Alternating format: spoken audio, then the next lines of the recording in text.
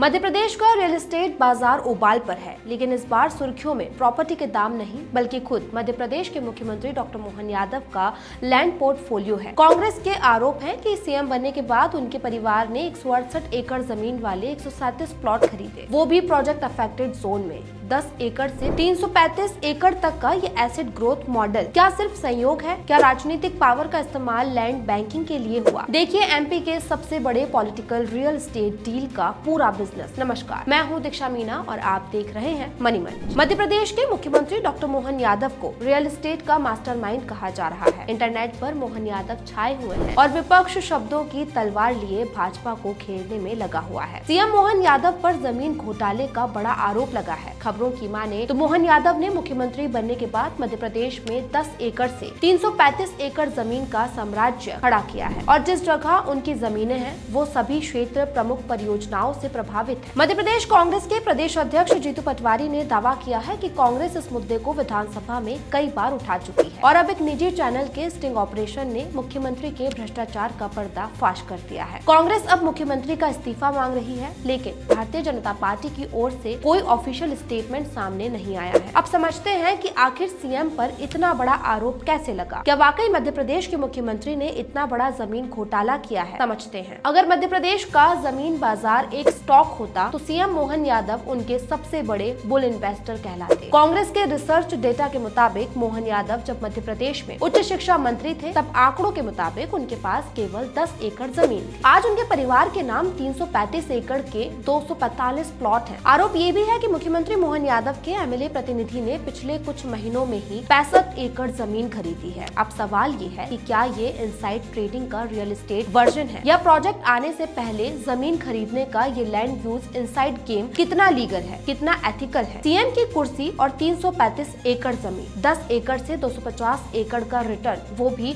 2 साल में। मध्य प्रदेश के मुख्यमंत्री पर लगा लैंड बैंकिंग का आरोप। कांग्रेस बोली प्रोजेक्ट का पता था इसीलिए पहले ही खरीद ली जमीन। क्या ये है नए इंडिया का पॉलिटिकल रीड? जानिए पूरा बिजनेस मॉडल। मुख्यमंत्री मोहन यादव के परिवार ने उज्जैन और उसके आसपास गंगेड़ी, उन्हेल, जयंतपुरा, चंदेसरा, कराड़िया और करोंदिया जैसे इलाकों में जमीनें खरीदी हैं। ये ज्यादातर प्लॉट नई सड़क परियोजनाओं, हाईवे अपग्रेड और उज्जैन मास्टर प्लान 2035 के तहत कृषि से आवासीय व्यावसायिक में बदले जाने वाले क्षेत्रों के पास है। इस पूरे मामले का खुलासा इंडियन एक्सप्रेस की एक विस्तृत पड़ताल रिपोर्ट ने किया है। रिपोर्ट के मुताबिक दिसंबर 2023 में सीएम बनने के बाद से परिवार और उनकी रियल एस्टेट कंपनियों ने 137 प्लॉट यानी करीब 168 एकड़ जमीन लगभग 45 करोड़ रुपए में खरीदी है। महाकाल कॉरिडोर बनने के बाद से उज्जैन में जमीनों के भाव आसमान छू रहे हैं। मोहन यादव के मुख्यमंत्री बनने के बाद उज्जैन में तेजी से विकास हुआ है, नई योजनाएं लागू की गई हैं और कई परियोजनाओं पर काम चल रहा है। ऐसे में सीएम पर लगे ये सवाल गंभीर है। सवाल उठ रहे हैं कि सीएम बनने के बाद परिवार की